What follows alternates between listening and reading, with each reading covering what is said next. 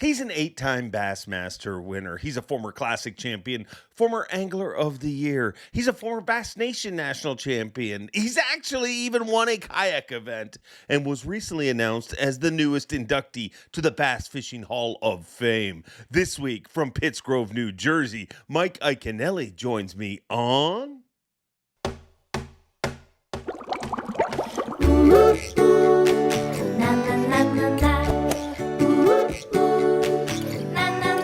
I'm Bob Cobb from the Bassmaster. Welcome to Mercer. Welcome one, welcome all, friends, family, Welcome one, welcome all, friends, family, freeloaders, fishing freaks. You're all welcome here at the Awkwardly Honest Fishing Podcast that goes by my last name, which is Mercer. Happy Wednesday. You are halfway through the week, so happy hump day. And I want to welcome in all our humpers that tune in week after week. Every Wednesday at 6 p.m. Eastern, you can count on seeing this show. But this week is a very, very special show. Not just because we have an incredible guest, but because of an incredible group of people. And guess who that group is?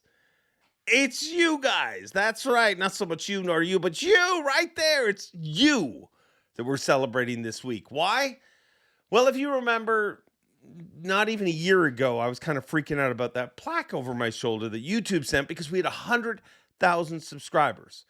Well, it hasn't even been a year. And we just hit 200,000 subscribers. That's right.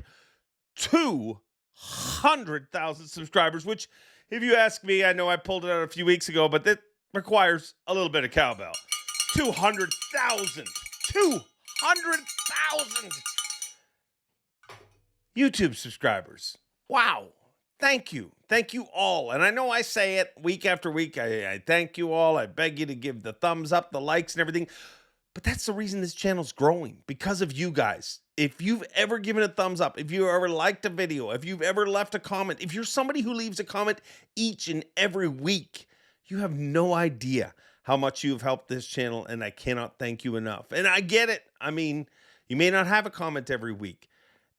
Even if your comment's just a thumbs up, a fist emoji, a strong emoji, whatever you want, that's cool. The algorithm reads that as you're responding to it, and it helps this channel grow. So please keep the grow going. Tell a friend, tell your family, tell your enemies, tell everybody to check out this show.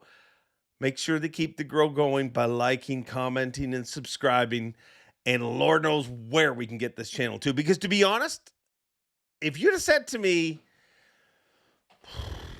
and I'm literally the most positive person on earth, but if you'd have said to me last year, when we got that 100,000, by this time next year, you'll have 200,000, I probably would have took the under. I wouldn't have gone over on that, just because it is incredibly hard to grow a YouTube channel nowadays. I mean, years ago, it was a lot easier to add subscribers, but nobody told you guys that. What you guys have done with this show for me has been truly incredible. And as always, I cannot thank each and every one of you enough. So thank you for making this show what it is. And let's not stop now. That snowball is freaking rolling down a hill. Let's keep it rolling. Let's keep it growing. And how we're going to do that is by having pretty cool conversations with pretty cool people. And that's not going to change this week. This week's guest is, I mean, he's one of the ones. I mean, there's a handful of names people throw around and they're just like, yeah, he's one of them. Well, he is one of them in a good way. He's won at every single level there is in professional bass fishing and unprofessional bass fishing. He has done so much for this sport to grow it. Long before it was a tagline, grow the sport, he was out there growing it.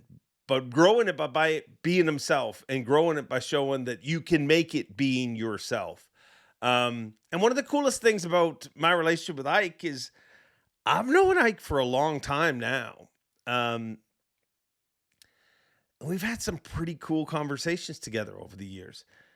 But he's just one of those guys that, like, we're both so busy. Like, so we have quick, 2-3 minute conversations at the end of a dock, but just a few times a year, we'll find ourselves somewhere where we spend a half hour, an hour, 2 hours just talking about whatever. And every single time I leave one of those conversations, I'm like, I should talk to Ike more. It's just kind of one of those therapeutic conversations. And the coolest thing about this show is I try to keep these conversations as legit and as real as they would be if nobody was listening in. Sometimes we deal with some issues streaming wise, crackly here and there, that may interrupt a conversation. But other than guys not swearing near as much as they probably do in real life, the conversations you hear on this show are pretty much the conversations that happen when we're not recording. So without further ado, let's go all the way to Pittsgrove, New Jersey and hook up with the one and only Michael Iaconelli. Mike Iaconelli, thank you for doing this. Dave, how you doing? I'm doing good. I mean, not quite as good as you. Recent announcement came out. You are a freaking bass fishing Hall of Famer. Wow. It still doesn't even sound real. Like it's very, very strange. It's a strange feeling, like part of me, you say it, I'm like, oh my God, this is a dream come true. And it's an honor, and it's amazing. It's something, honestly, you dream about that, but at the same breath, it's like, wait a minute, I just started like a couple of years ago. Like I'm the young guy. Well, why, what, and like, just the dirt ball from Jersey. So there's that element, but it's amazing, man. I'm still, I don't want to say in shock, but I'm still in shock. Yeah.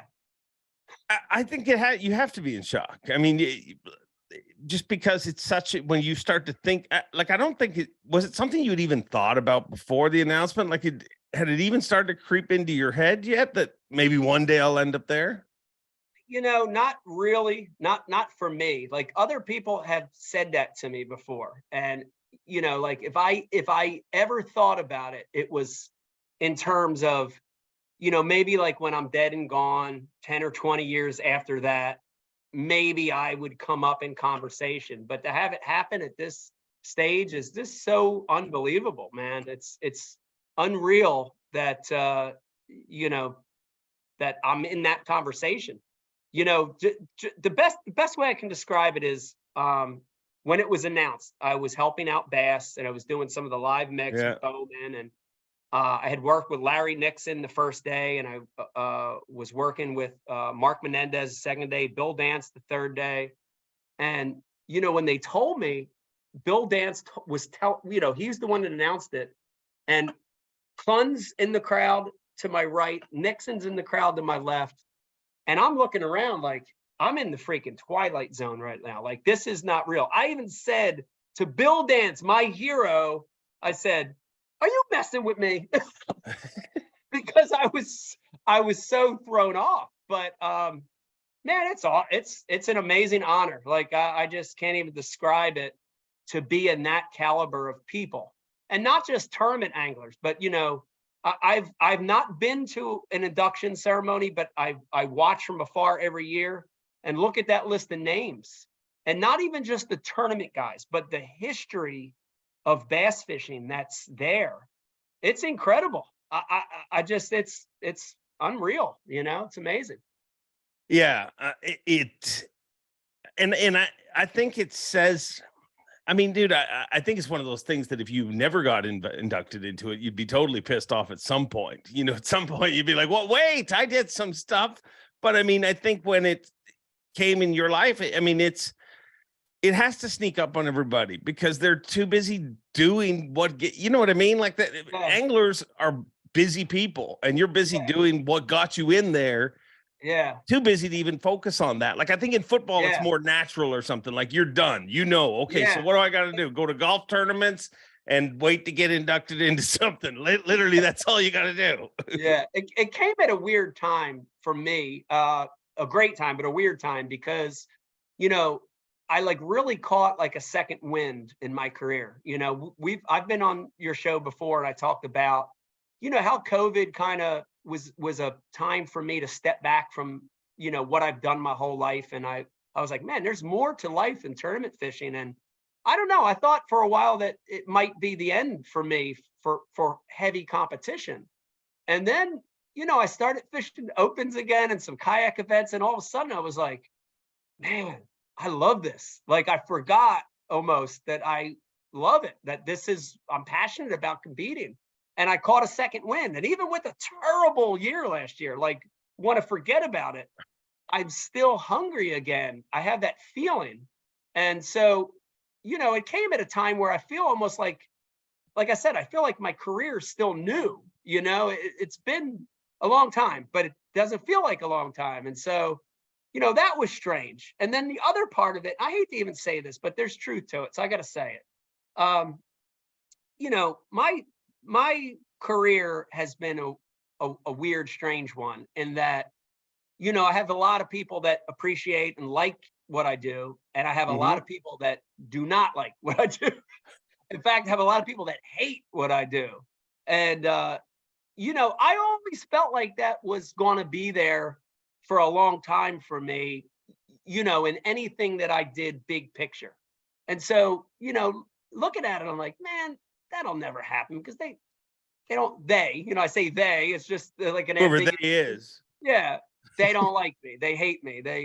But it's awesome feeling to know that people appreciate, maybe not everything I do, but are appreciating some of the things that I've done and I'm doing to help grow the sport. And that's, man, to get recognition like that, it's just, it's nice. It's a nice feeling, Well, it's well-deserved. And I think that everything you're feeling now is going to be put on steroids when it actually happens. I mean, and I've watched it because I'm lucky enough to be at all those inductions, and it's really cool to just see these people who it's cool to hear it's going to happen, but when it finally happens and you're standing there and there's a physical Hall of Fame and you've all these dudes in blue jackets that you literally grew up, you know what I mean? It's one of those moments where the pages come to life right in front of you, I feel like.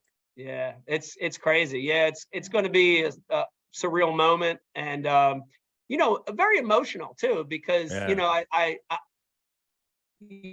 Dave, we've had this conversation before, but growing up here in Philly, Jersey, like you're taught at like 6 months old to not cry ever. If you're a male, you don't cry and you don't show emotions. You get slapped for it. Don't cry. But like a few times in my career, I've got emotional. And, I would say the classic win and Angler of the Year win, at a professional level, I've got emotional. And when that announcement was made, I got emotional. I honestly felt, teary. And that rarely happens to me. But, it's nice to feel like that. Like, all my friends are going to go beat me up after this podcast, but it's nice to feel those emotions every once in a while, I mean, you're allowed to cry in your part. I mean, during the national anthem at sporting events and stuff like that. I mean, Philly loves that cry. Right. But it is bred into you, though, isn't it? Like, there's a toughness that comes from the part of the world that you like, and it's almost like a proud toughness. Like they're proud that they know that they live in the place where it's not the easiest to get by in life. Oh yeah. It's funny because, like I try to relate a movie to maybe like my childhood or whatever. And the only one I could ever bring up is like Rocky. And like, people are like, oh, you're like Rocky? No, I'm like, no, but like that environment's there because, like Mick in that movie, the trainer, was telling Rocky, like, be more man, be more man. Dude, my uncle and my like, since I was a kid, something would happen. I'd, get hurt or like cut myself and then be a man, just that. And I think that is part of this area, but my wife's in the back laughing at me because she knows it's true. But yeah, so I mean, there is that. But, I think the older you get, you also sort of like get to a point where you just don't care anymore, and it's okay to be emotional. And, I've had points in my career where, I was depressed and like, people don't see that, people see you as a strong male, and they see you as, you got it made, you fish for a living. And believe me, I do have it made. I'm so blessed. But man, you have bad days, you have bad years, you have bad things happen in your life. You get depressed and sad like everybody else, and I feel like I'm opening up more to that now at 50. So that's good. Without a therapist. No, I think it's very good. I think it's got a lot to do with testosterone dropping in you. Like my theory, because I find myself being a lot more, where in the past I was just like, who's out to get me? And now I'm just a lot more. Yeah. I notice things more, I guess. I don't know what it is, but you're just not near as aggressive. It might, you're right, Dave, you hit on the head. It might be low T. I think I have low T. Because I'll give you a good recent story of the low T. So at Lake Seminole, I was lucky enough day one to be boat 14. And I went right, I had like the worst practice of my life. I went right to this only place where I had multiple bites. I sat down, I power pulled down, never moved the boat the whole day. And I had a good 20 of our guys want to come in there. It was a special spot. They wanted to come in. And, I just had it, I just had the spot. And the second day I'm boat like 98. So I'm the opposite end of the spectrum, 90 something. And I get there and there's like 6 dudes power pulled down. And I think at a different time in my life, I would have spun out and, cursed and yelled. And I just eased in there and had a conversation with the guys and power pulled down next to them. And one by one, they all left except one guy. And, I don't know. I think you're right. I think maybe it's low T. Well, I don't know. It's just natural. You're supposed to have less testosterone as you age. Right. It makes you less aggressive. I think it's God's way of telling us not to get your head kicked in by younger people. We need to lower their testosterone so they're not quite as aggressive as they were when they were more violent, because they'll get aggressive with the wrong people. I think you're right. But I also think that, and you already mentioned it earlier when we're talking about the Hall of Fame, the mystical they. I think that's a big part of your career, man. And I honestly, you tell me whether I'm way off base or if I'm true. I think whoever they are, and they is never one person. It maybe not even a person, but they have driven you to be who you are. You know what I mean? Like, I feel like you drove yourself, obviously, to be the pro you are. But there was a certain point in your career where we're thinking that there is people that are out to get you, or people that are against who you are, has made you the person that you are, has driven you to be that competitor. Agree? Disagree? I agree. I mean, everybody's career and motivation works differently. And, for me, I think you hit it right on the head. I think that, I had extra drive at points in my career when things were negative, whether that was, something that I did or was something that people responded to in a negative way. I feel like it got me to the next level, so it's funny. I'm a good friend of mine, Pete Lusick, always said the best moments of my career were during the worst times. And that's true for a lot of them, where negative stuff was going on. When I qualified originally for the tour, I was coming off of some negative stuff going on. When I won the Classic, I was going through a divorce. My home life was in turmoil. When I won Angler of the Year, was on the heels of a Classic where I got disqualified because of the light post thing, right? So, I think there is a certain element to that. But the other part to that is, I think that, and let me preface this by saying, man, I look back, I did a lot of shit wrong in my career. Like, if you could go back, would I have done things different? Absolutely. But that's life, man. If somebody could look in the mirror and say they didn't mess up a handful of times in their life, I'd be shocked, because I've made a lot of mistakes in my life, not just in fishing. I've made mistakes, but I go on and I try to learn from them. But the one thing is, I stayed the course. Like, I've never changed who I am from the beginning. I've always kind of the same dude, and my highs are really high, my lows are really low. It is what it is. You see it in black and white. And I've always been like that. And I think that's been a strength for me. You know, like when I look back on it, I'm like, I think people can relate to that, you know, can relate to, you know, you stay in the course and being who you are, you know, and, you know, when I look back at 20, 25 years or whatever, I think that's helped me just not changing, you know? Yeah. Being yourself. And I did one of the biggest, coolest things about you and I've said this to you, the way you surround yourself by your world, the relationships you have with Pete, with Brian the Carpenter, with everybody that, like, I honestly look at some of the stuff that you've done, and it's got nothing to do with almost your tournament fishing accomplishments, but I think it's one of the most amazing things, because at some point in your career, you said, like, I'm unapologetically, this is who I am. I'm tired of acting like how I think you want me to act.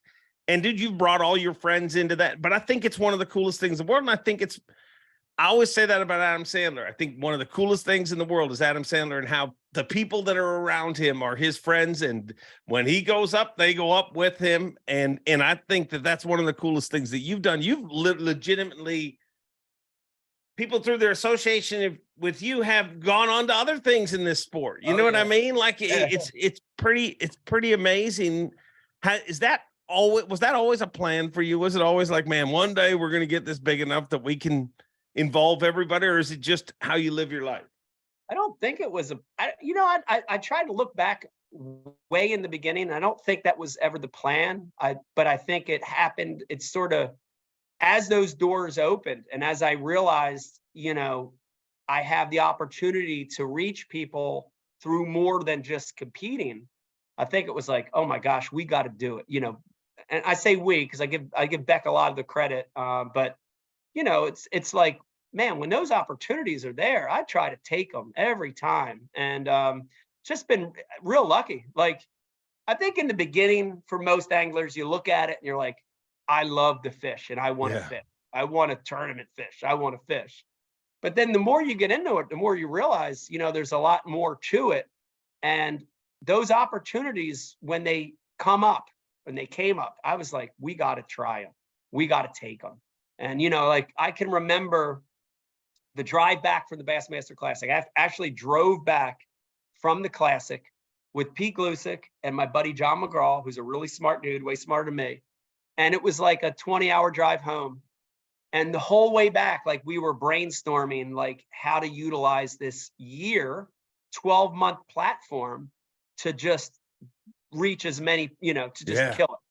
And like, I look back on things like that, like, man, why did we do, like, why, you know, like, it wasn't premeditated. It just happened. And, you know, like, I would never change any of that, because, you know, that spawned it all, really, you know, and those moments, just taking advantage of it. You know, Becky and I can't sit still well. So that's part of it. Like, we cannot sit. And so that's a part of it. But that ability to reach people through fishing in other ways than tournament fishing, I'm super, super lucky to have that, because not everyone has that opportunity. You've had it, you know, Zone has had it, Van Dam, you know, anglers have it, but, you know, and the other thing is, anglers get it and then don't want it.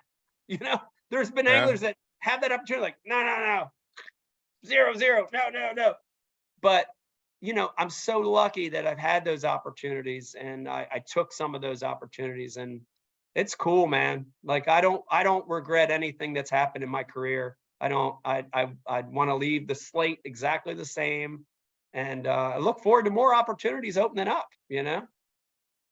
Yeah, I don't think you can change any of those things. And I think so many of those things got blowing. So it's just so crazy. Like, when I think back, I mean, the world knows that it was a light post. That's all you saw. They can turn it into a flag all they want. But there was, I mean, to me, like, there was a lot of stuff.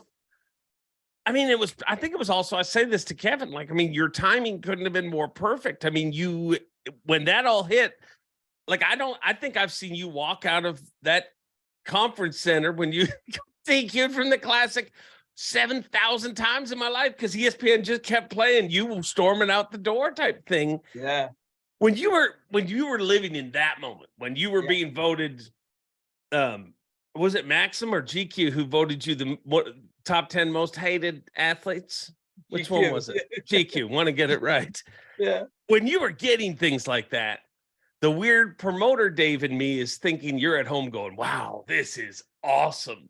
Yeah. Were you, or what was it feeling like when you were in there in the moment of all that going on? Yeah, man, I wish because I get a lot of credit for some of those things over the years. And, you know, people are like, man, you're a marketing genius. You're a branding genius. And I'm like, no, I'm lucky. I'm lucky it happened the way it happened. And honestly, you know, like some of those things, it was the perfect storm. And that error was the right error. You know, the ESPN days, the late 90s to mid to late 2000s was amazing. And, you know, it was like lightning striking, you know, you almost couldn't get away from it. So, you know, the thing though, is I was aware, right? So I wasn't, you know, I wasn't orchestrating these things, but I was very aware of how they were helping, you know, and how they were helping to build a brand and build awareness. And I was very aware of that, and I was able to run with it, you know. So I'll take credit for that, but I don't take credit for any of the other stuff. It kind of just happened, you know. So none of the other stuff was planned. Like you're like straight up, like not. What about the outer limits DQ? I mean, that looked kind of suspect at the time. I know. And I've been accused of that so much. And again, I look back on it and yes, boy, if you ain't got a keeper and there's 5 minutes left to go in the tournament, why not? Right? You're like, look at it. Like, that's the best thing you could ever do. But honestly, like that year, I called, you know, I literally called and I said, where's the off limits at? And at the time, I want to say it was, I don't know if I talked to Tripp or Chris Bose, but they explained to me where the off limits was. And I just misunderstood what they said. And then when I got there, at every bass event, BASS event I've ever fished in my life, there's orange flagging and or a sign that says off limits. In that event, they failed to put that up. There was no flagging or off limit sign. And I kind of like fished around thinking, well, I'll see the sign and then I'll just stop fishing. Well, you know, that didn't happen. So even that one, you know, wasn't orchestrated. So, you know, there were a few PR stunts over the years, you know, that we orchestrated, but those famous ones in tournament fishing, no. Okay, you need to tell me one, and it can't be the most known one when you lost internet and made everybody hang out for the entire episode of Ike Live for your decision. That was a good one. What's one that was orchestrated that maybe everybody doesn't know? So, you know, just to let the real cat out of the bag, and there's probably gonna be a lot of people disappointed as I tell this, but I have to admit it. I have to be honest. Was when Fish My City was coming out, and we were lucky enough to have a show on Nat Geo Wild for a season called Fish My City. It was a great show, man. I loved every minute of it. Getting to travel the world, fishing in cities for different species. It was great. But as part of the promotion for that, you know, like I was kind of disappointed, maybe is a good word, at Nat Geo Wild wasn't really pushing it, wasn't really promoting it. And just internally, we thought, man, let's go rustle up some business ourselves and rustle up some excitement for the show. So we went into downtown Philadelphia, literally tried to pick the busiest corner in all of Philadelphia. Like, I don't know, I was like 3 blocks from City Hall. I was a good 4 miles from any flowing water whatsoever. And we had a bucket of catfish. And, you know, basically we kind of like staged that I was catching catfish from the sewer, like from a sewer drain on hot dogs and pretzels. And I had the girls here at the office phone in to all the radio stations. And before I know it, it was gone viral nationally. I was getting tweets from famous actors about it, and just, it got crazy. So that was one that was orchestrated, but that was fun and funny, you know, so a little different.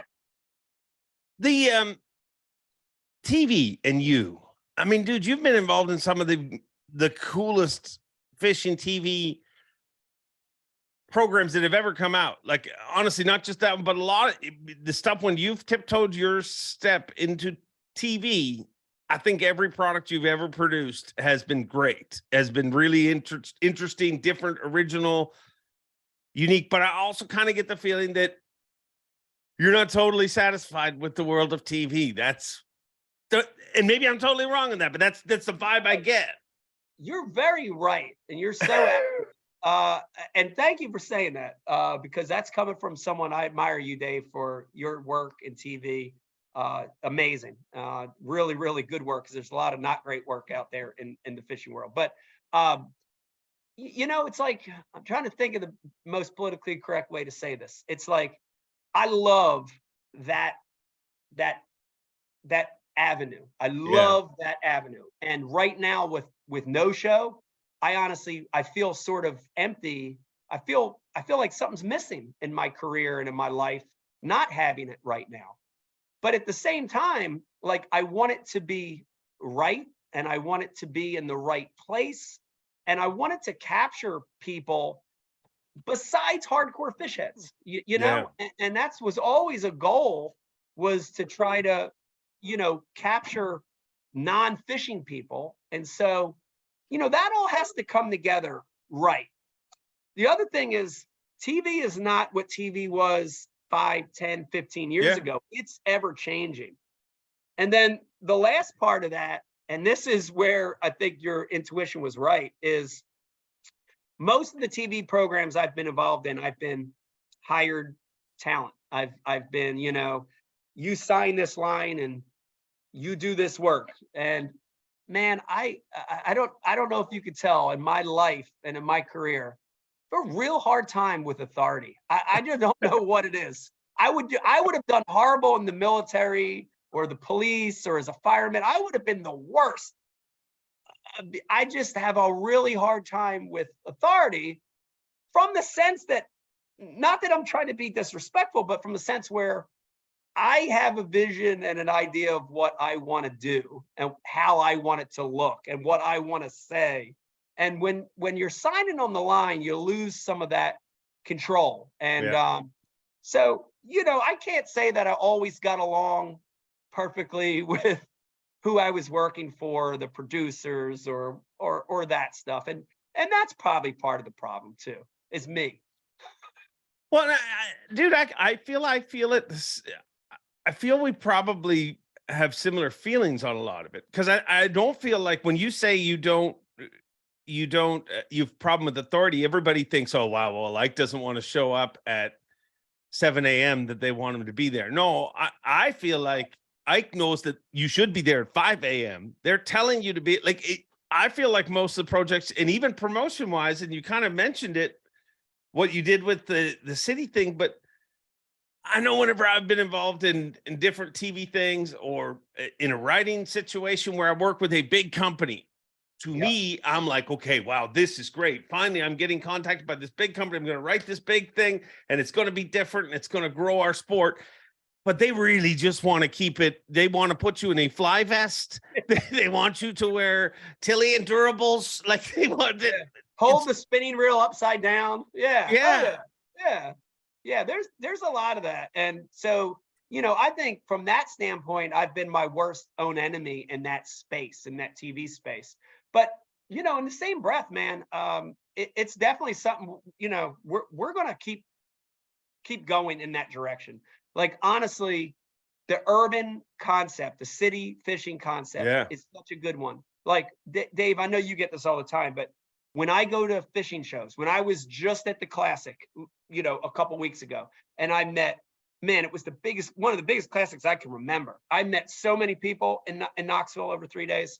But, the only thing they really want to talk about pretty much is, I'll give you the short list, is the dog that I cursed at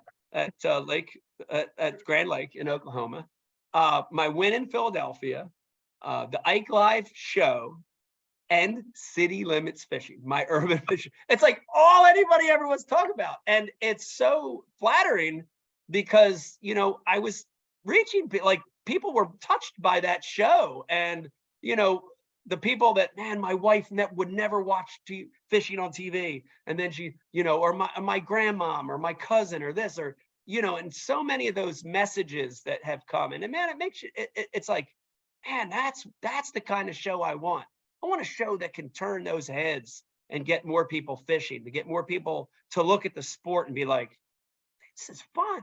This looks fun. I want to try this. Our biggest populations in the world are based around city centers. Yeah. And I want to hit those people, and I want to get them fishing. So, I'm not out of the game. I feel like the right opportunity has to come, Yeah. And I feel like it should. It's just, I find it frustrating because like the biggest fishing show probably in the history of fishing shows, everybody's going to say Bill Dance, and financially, yeah, 100% North America wise, but worldwide, I would say it's River Monsters with Jeremy Wade. And to me, I have looked at it 7,000 times. I'm like, that show gets so much better if you put Mike Iaconelli as the host, or and dude, Jeremy Wade is a doctor, I believe, or a biologist or whatever. He's got way more education than generations of my family has. But I do know that pike don't eat props. And I've watched a show where he's pulled a prop out and said, look, a pike might have took a bite out of this.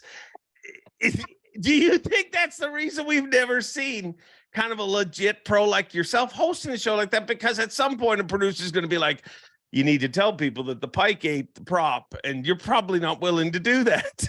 Yeah, I think it's part of that. And it's sad because there's been other shows too. And there's adventurers and there's personalities. Yeah. We've seen adventurers and personalities host those shows.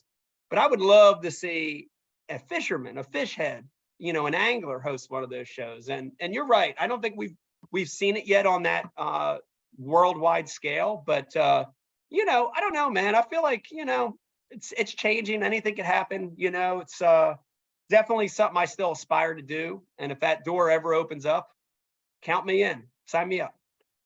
I feel like the doors will continue to open up for you. And they, even when you kind of retired for a short period of time, I'm sure doors continued to open. But big announcement recently, obviously KVD has decided to retire. What went through your mind when you heard that? I think the low T things hit me because I think you get more honest also when you have low, and you just speak your mind and you don't really care. So I hit you with a couple.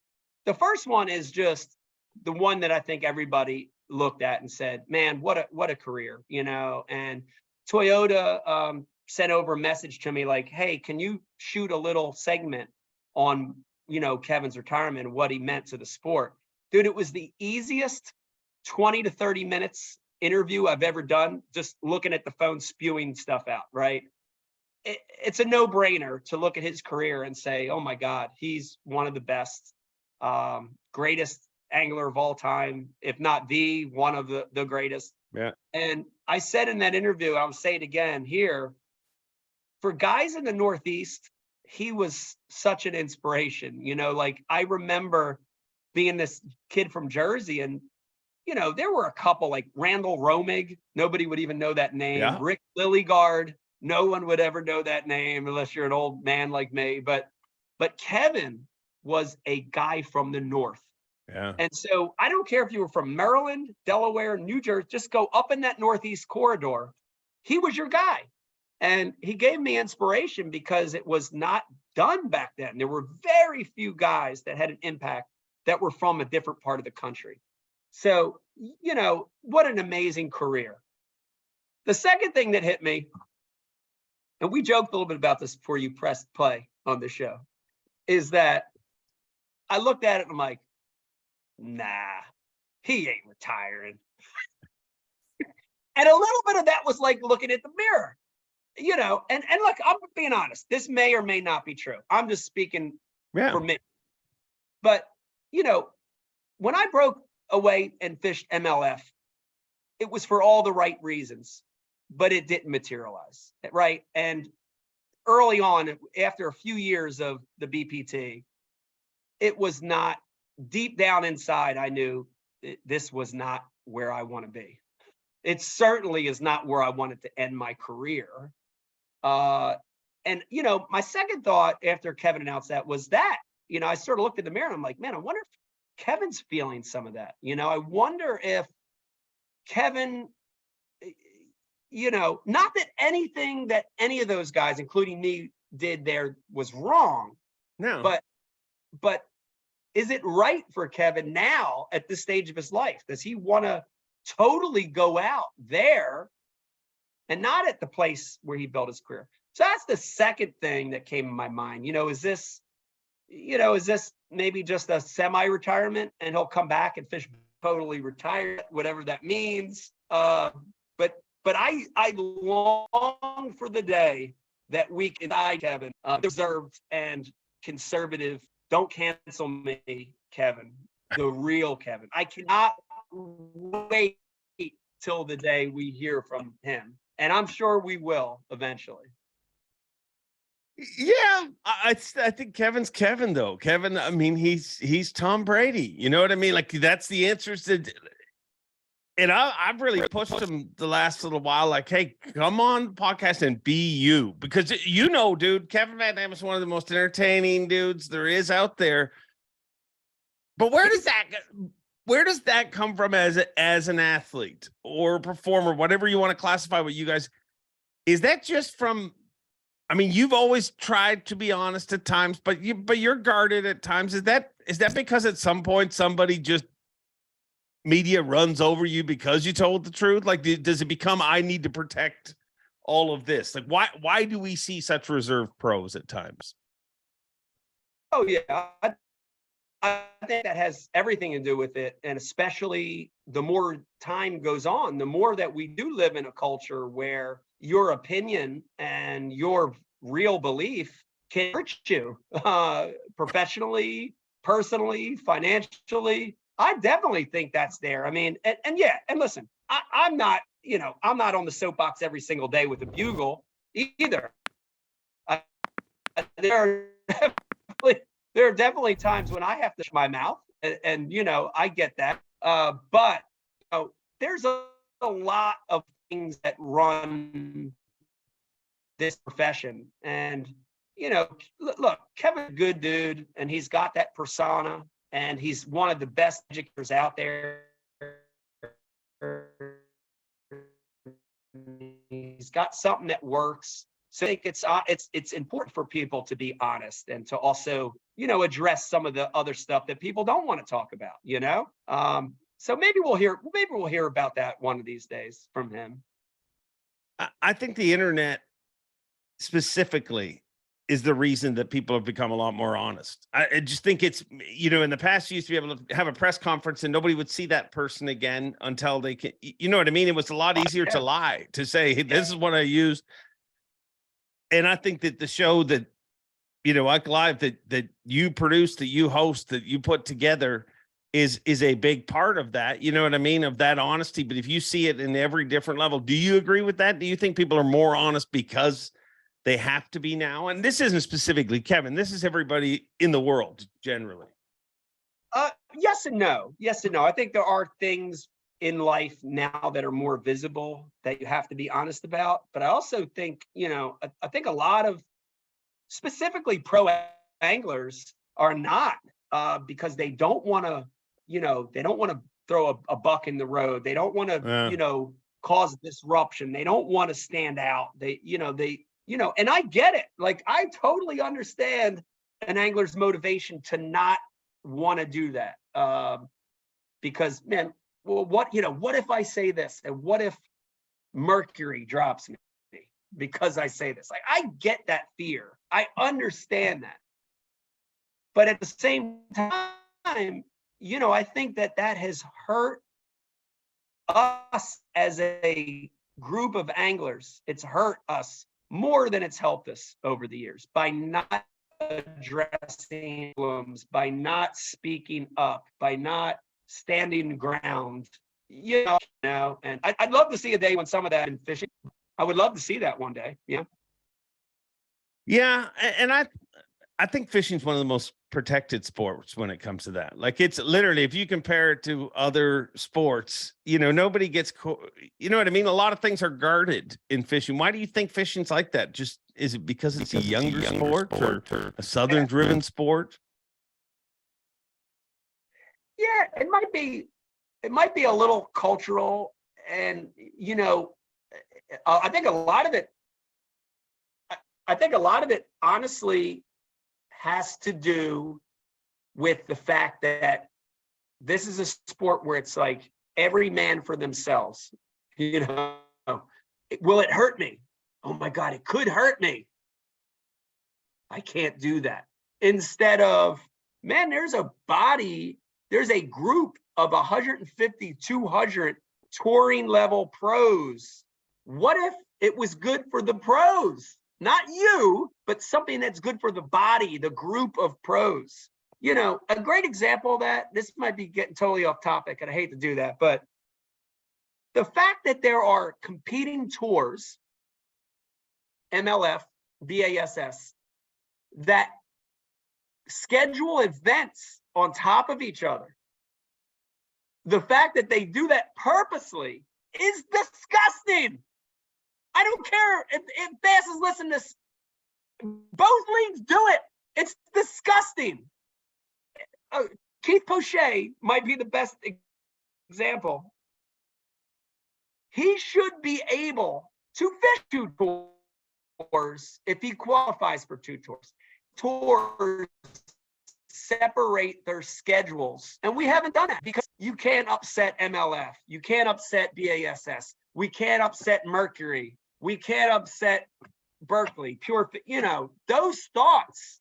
That's a shame that it's like that, because a guy like Keith Pochet or whatever, a young guy, if he's got the stamina and the wherewithal to fish 3 tours, he should do that. He should make that money. He should compete. And it's sad that we're not at a point yet where, as a body of anglers, we have any power whatsoever,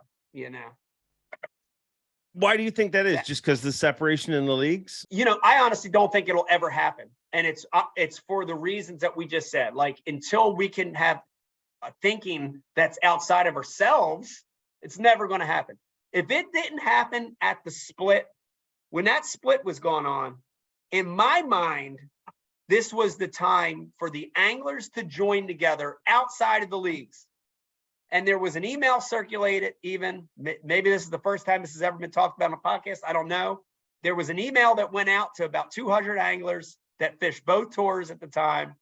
And, I think like out of 200 emails, like 10 dudes got back and said, yeah, I'm in for this.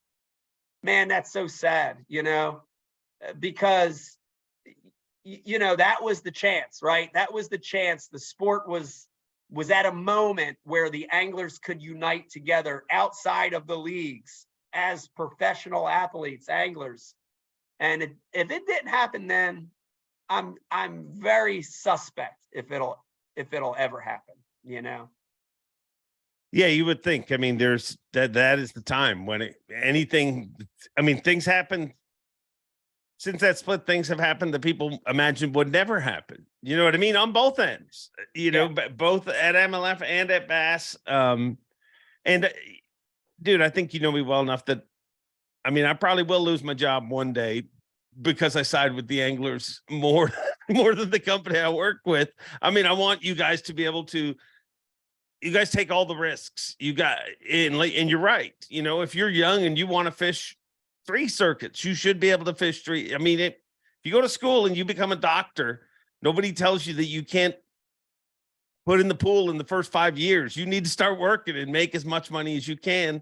And with everything that you guys risk, I agree. And I also think of it from a fan standpoint. I hate the fact that everything's on top of each other. It's just foolish.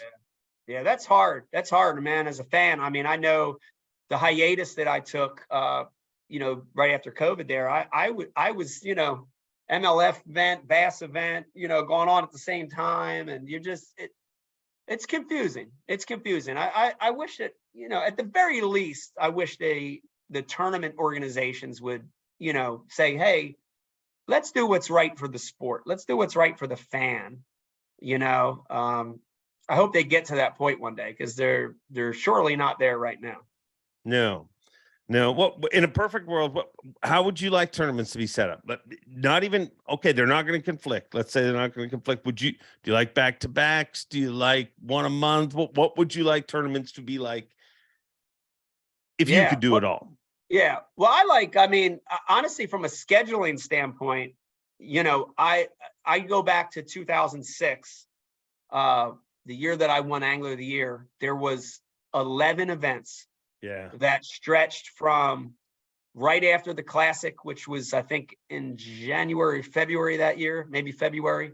It stretched from right after the Classic in February all the way through like late September, early October.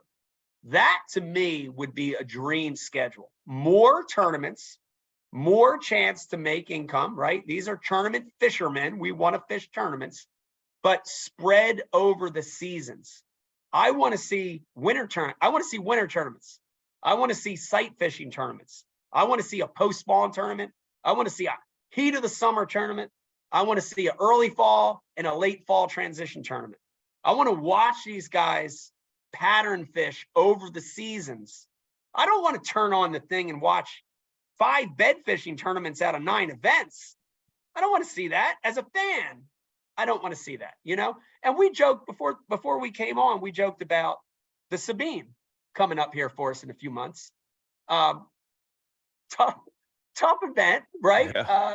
Not the best fishery, but I do like it. I like I want to see a slugfest. I want to see a good old, run of the mill tournament. I want to see a numbers tournament. I want to see a tough one. I like that variation, I like that. And I like going to other places. Man, if the MLF has done anything, I'm saying that the wrong way. One thing the MLF has done really good, especially back when it was pre-breakup, is they did a really good job of fishing some places that we don't typically fish. Yeah. Right. And they have a smaller field, so they're able to fish. By splitting that field up, they're able to fish smaller lakes. Man, I like that. To go back to the same place over and over and over and over and over. That I do not like. As a competitor or as a fan, I don't like that. So, go to some different venues. As good as Knoxville was at the Classic, as much as I love the city and the fans and the people, was that the best place to have a Classic that time of the year with 50 guys? I don't know about that. I think fishing wise, I don't if you to attend it as everybody that went there thought it was wonderful. If you're attending it, I think it's great that way. But if you're sitting at home watching it, it wasn't the best fishing, that's for sure. Yeah, with 50 guys, I mean, your range, your scope of lakes opens up a little. And, they're not building a whole lot of new lakes. But, dude, do this for me. If you're watching this right now or listening to this, do this when you get a chance. When you're bored, like if you're sitting on the toilet taking like one of those 45-minute dumps or whatever you're doing, do this real quick. Look at your phone. Look at maps. Start going to states. Go to South Carolina, Georgia, Alabama. Start looking at all the giant ass reservoirs across this country that nobody knows about. There's a lot. Yeah. There's a lot of them. Start going back out to California. Hopefully Bass is listening. Go to California. Go to Canada. Go places. Have an international event. Start expanding the scope of the playing field. I like that a lot. I like those concepts. Yeah, and I do too. But the California thing and the travel thing, I mean, I love when we go places like that. I just have a hard time defending it to some anglers. You know what I mean? Because they're at a different point in their career and they look at it and they're like, so I don't get paid any more to go to California. And it is the right thing for the sport. But what do you say to an angler when they're like, well, I don't disagree that's the right thing for the sport, but it's not what I can afford. Yeah, that's a tough one. And, it's a double-edged sword, and you want to go out there and you want to experience those fisheries and you want to embrace the West Coast that most of the time feels like a, redheaded stepchild in the sport. You want to embrace them. but it is a lot of extra money, and the sport, we're not there yet. You know, I see, you know, I hope the sport gets to a point where, you know, that stuff becomes more feasible, especially for the young guys. You know, like the established guys are set, you know, but you know, until you get set, it's tough. I remember, man, you know, I remember being scared and afraid that I couldn't even make the next tournament. You know, I remember those feelings, man. And that's hard. You're right. That's hard to justify to those anglers, you know, it's very hard. When was the most scared you were in your career? Like, what was the night where you're in your vehicle thinking, man, this might be done for me? I had a few of them. I would say, you know, early on when you're trying to qualify, like I remember doing drive home from the invitationals. So back then it was the invitationals, and having a bad event, you know, this is like 96, 97. And like literally in the car for 15 hours, looking in the mirror, talking to myself, being like, I can't do that. Like, I'm not cut out for this. Like, I can't do this. Like, what am I doing? You know? And I remember those days. I remember the minute that I signed the paper, and that's gotta be the scariest thing in your life. I remember 1998, finally, I came in third in points in the invitationals, and I qualified for the top 150s, the elites back then. And then you're so pumped up and yeah, I did it. And then the paper comes and you're looking at that paper and you're like, and you see that dotted line down there, and you know what that means financially to sign that line. Man, that's so scary, Dave. So scary, you know, because you have to trust in yourself and believe in yourself. But 50 grand in entries and 50 grand in expenses, dude, 100 grand before you make a cast is a lot of money. It's a lot of money for a young guy that's giving it away, giving it all up, leaving his family, leaving a 9-to-5, taking a risk, you know, whatever the background is. It's a lot. It's a scary thing. So remember that being scary. Man, I remember before I won the Classic in 03, I remember literally having my mind made up that I was not going to come back and bass fish anymore, you know, because of what was going on in my life. And, you know, that was a weird, scary time. Man, there's so many of them in my career, you know, scary moments, but you keep going. I think that's what makes anyone that's good at what they do or has success in what they do.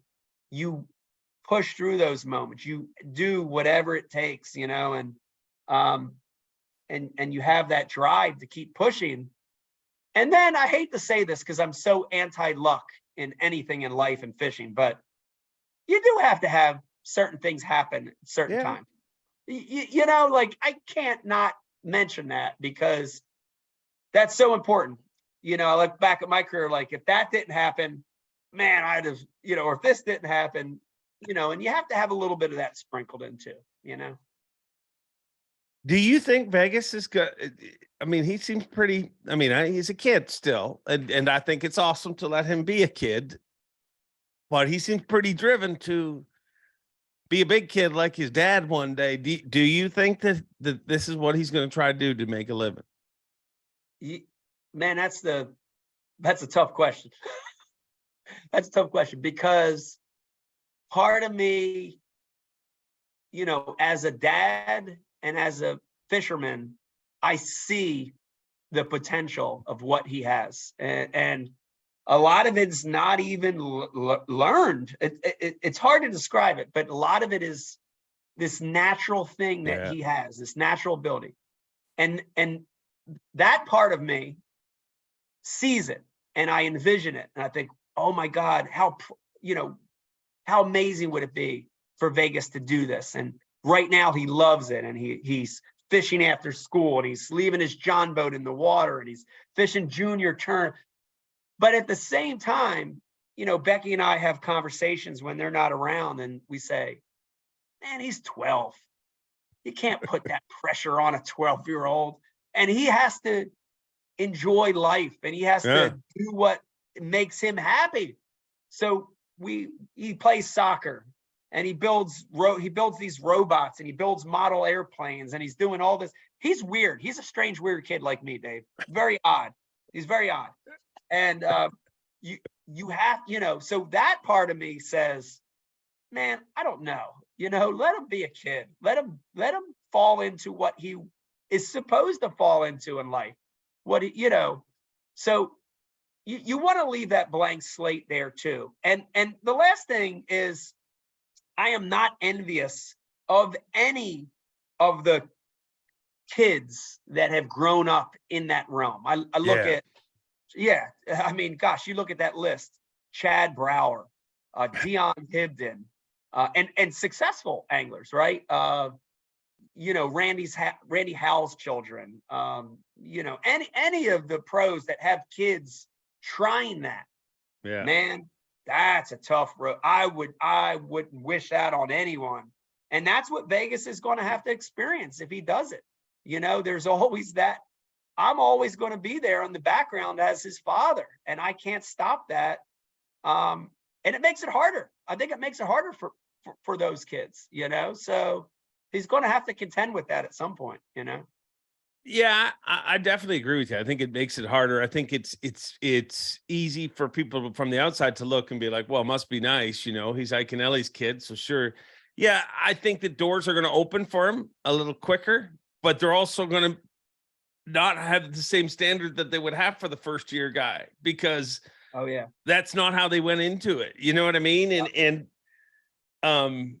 I always think that is one of the toughest things in the world to like, obviously it's pretty promoted right now. LeBron James's kid, Bronny, is about to step into that world. And it's just so I mean, how can you expect that? But at the same time, I think that if that was what Vegas really wanted, and if that's really his dream, that's just going to be his day. Yeah. You know what I mean? Then all of a sudden it's a totally different they than you. They didn't want Iaconelli to make it because he's from the city and he's whatever you created in your head. Which that'll be my next question. Why didn't they want you to make it? But Vegas will create that, and whoever, and it doesn't matter whether it's him or anybody. But everybody creates that day that is what motivates them. I think most people are more motivated by the negative than the positive any day. Like, everyone loves to hear you're doing a good job, but if you hear from the wrong person, you'll never make it. That is the most motivation anybody can ever. Oh, yeah.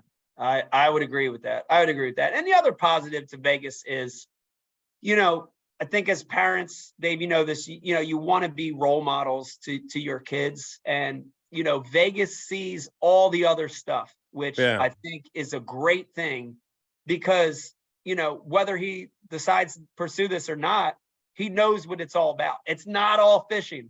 He sees us killing ourselves in the office. He sees the tackle prep. He sees the classic. He sees the fans. He sees the sponsors. He sees the work. He just walked past the office, see me doing a podcast. He knows that it's a lot of work, right? So, I think that's a great thing for Becky and I, is for all the kids. They get to see us. We work hard, and they're emulating that, and that's good, Yeah, they need to see that. I think that's that's why third generation families go broke. Like, if you talk any of those mega power families, because the kids of the first generation see their parents working their ass off. So they get there and they're like, well, I got to work. Well, by the time the third generation rolls around, if you're a mega power, I mean, you don't even know what work it. How do you apply for a job? Like, it's great. Your impact has been seen very recently, and dude, it really, I don't know that it. I don't know why it didn't. Maybe I just expected more. I always expect more, just so you know. Like, I have this weird, in my head, it's always going to be bigger than it actually really is. And I don't think that's a bad thing. That just means that but when I saw Tyler Rivette win, and I've always known the tattoo that he had in his arm, and when I saw him flex, I'm like, man, all those old boys who were like, what is this going to do to our sport? Iaconelli out there doing this and doing that. that right there is what it did for our sport. You know what I mean? Like, so to see him win that tournament and Flex never give up on his arm, like, what did that feel like to you? Or did it have any impact on you? Oh, it definitely did. Definitely did. And I had a chance to have Tyler on the Ike Live show a couple weeks ago, and it was awesome. It was really awesome. And it does feel like, it feels like when I saw that and when we got to do the interview and talk to him, and I really learned that I had an impact on this kid. Yeah.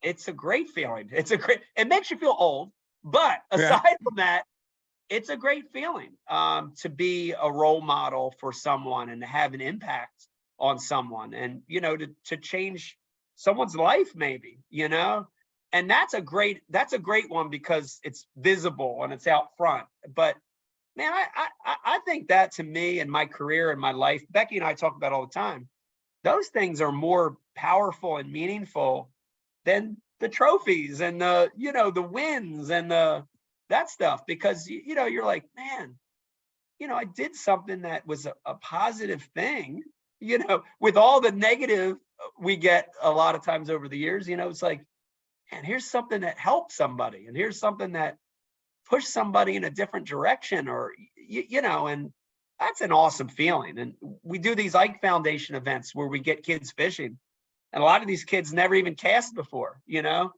and we've already, less than 10 years, we've had kids come back and say, they're adults now, and we've had kids come back and say, man, I that's is my hobby now because of you guys. Thank you. Yeah. Or I've got to teach my kids now because, and that stuff, man, dude, you go to sleep at night and you're like, it feels like whiskey. It's warm, it makes you feel warm, and it's a good thing, man.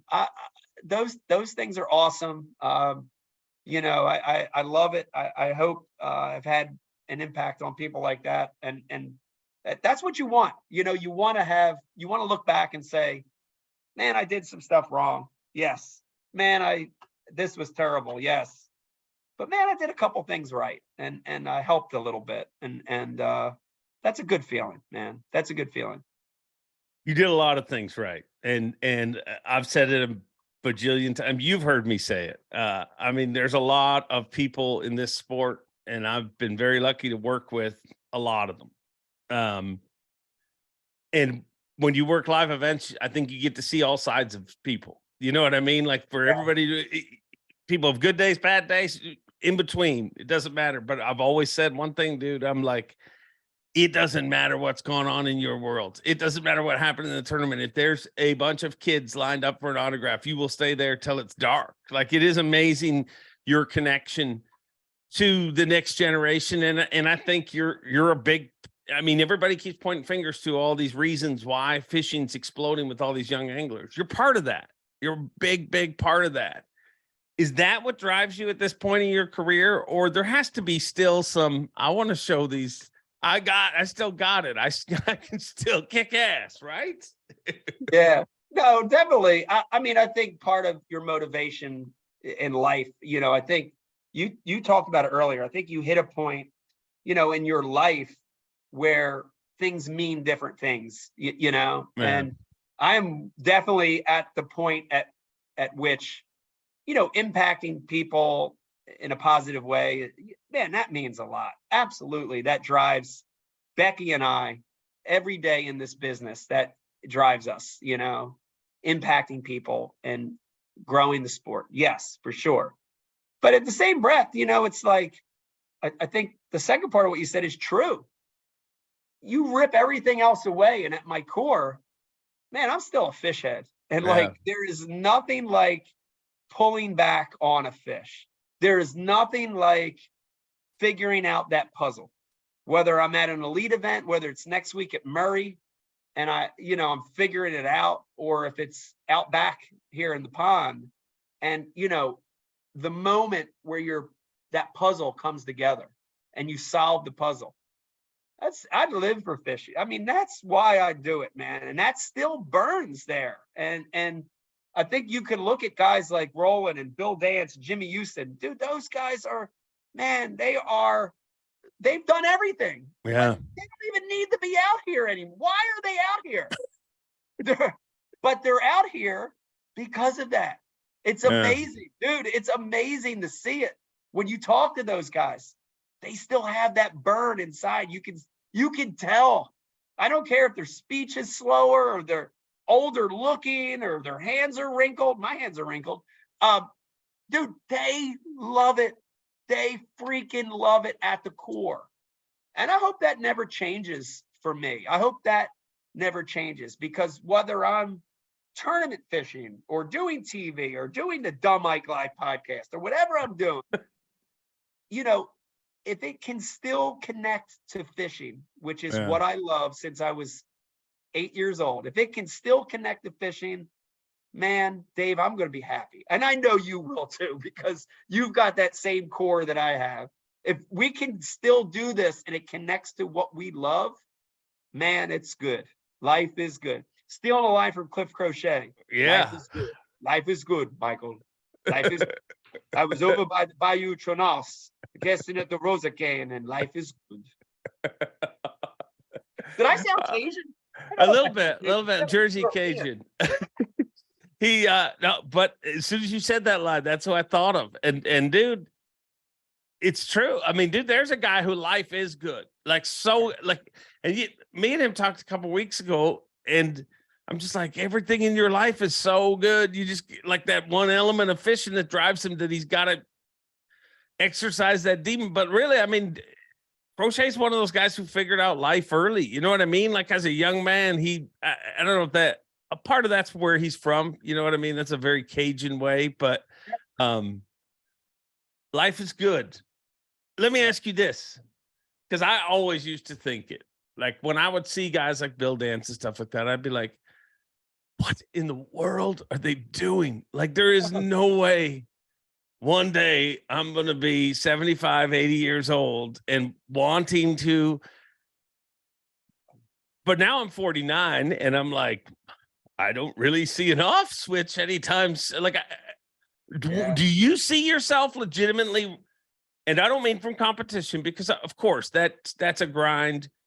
But do you ever see yourself retiring from this sport? Like, is there a Boca Raton with you in a leisure suit? 100% not. And Becky and I, no, Becky and I talked about it. Like, there will not, retirement, that word is such a slippery slope, but no, like, I'm going to do this till I'm in a walker or peeing and pooping myself or whatever it comes to. I'm going to be doing this, and I love it. And it's so, I mean, it's so rare, Dave, to be able to do something that you love to do. And I drug Becky into this world, and she's, has found a love for it, because you see that positive impact on people. Yeah. And that's why I think those guys are still doing it. Like, look at the lines for Bill Dance and Clun and Nixon and Roland, and look at the lines of people. And man, from kids that are 8 that they don't even know who they were until they watched them on YouTube, to dudes that are their own age, man, to have an impact on people doing something that you love, that's rare. You can't run from that. You can't put a leisure suit on and go to Fiji for the rest of your life for that. You got to keep doing it, man. It's true. It's true. So at what age do you have to, like, evolve out of the flat brim and everything? Like, I noticed today's hat's got a little, is this a gentle? It's a gentle curve to it. A lot of the hats still have this. I leave the sticker on them that drives people nuts. Today was a content day here at the office. So we have a young guy named Jake now shooting our content in-house here. And he had me shoot one of my shorts with my hat like that. He's like, put your hat like that. And I said, why? He's like, oh, there's like 10 comments on every video you do that your hat's flat or it's a little to the side. And we want to build that up. And I'm like, okay, put my hat to the side, Yeah, I don't know, man. I don't want that stuff to ever change. I don't know if I'll still be wearing flat brims when I'm 80, but I want to stay the course as long as I can, It's funny you mentioned that. So are the complaints they get when your hat's off to the side? Are they complaints, or what are people saying? Oh yeah, like straighten your hat. You know, why are you still? You're 50. Why are you still wearing your? It's funny because we do a lot of underwater shorts. I'm sure you've seen some of the underwater shots that I spend way too much of my life capturing. Yes. But the funny by thing the is, way, by the way, real quick, the water bug eat that you had, I love that one. I don't know if you remember filming that one. You did I one. do. Oh, That dude, bait looks so good oh, underwater too. I shared that so many times. What a great eat that was. That was incredible. Oh my God.